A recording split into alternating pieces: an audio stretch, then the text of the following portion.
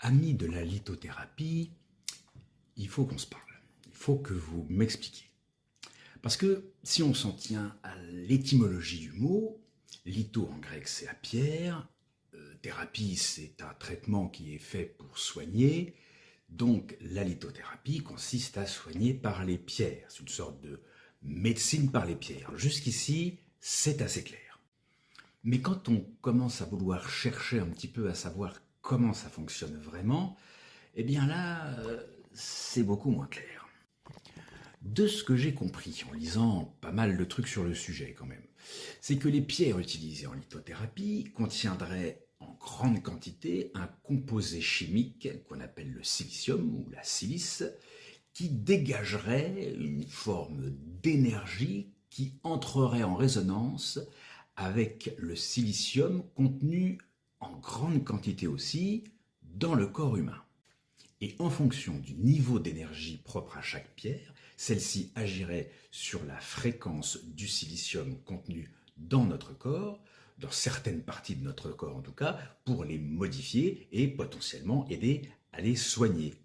Alors, si j'ai mal compris, n'hésitez pas à me préciser tout ça en commentaire et m'expliquer mieux ce que c'est que la lithothérapie.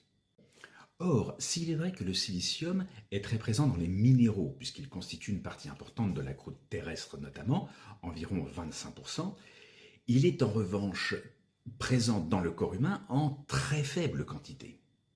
Ainsi, savez-vous que la quantité totale de silicium dans le corps humain est estimée à seulement 7 grammes, ce qui le positionne en 12e place par ordre de quantité d'oligo-éléments présents dans le corps humain, loin derrière le calcium, le potassium, le magnésium ou même encore le phosphore par exemple. En plus, les plus fortes concentrations de silicium qu'on trouve dans le corps se trouvent à 90% dans des parties inorganiques, essentiellement les os, le cartilage, les tendons, la peau, les cheveux et les ongles. Alors, ça se passe comment pour les parties organiques ? Donc, est-ce qu'on n'aurait quand même pas un gros problème de fondement théorique là déjà ? Et même au-delà de ce problème, on sait que les minéraux ne dégagent quasi aucune énergie sous forme de rayonnement. À part certains, la radioactivité, mais là, à moins de vouloir griller des cellules cancéreuses comme dans la radiothérapie, je ne suis pas sûr que ce soit un bon moyen de se soigner.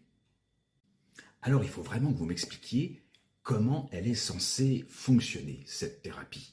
Qu'est-ce que c'est cette énergie qui émanerait des pierres, alors qu'on sait que scientifiquement il n'y en a pas, et comment elle est censée interagir avec nos organes, avec notre corps, pour le soigner. Ça marche comment, en fait ?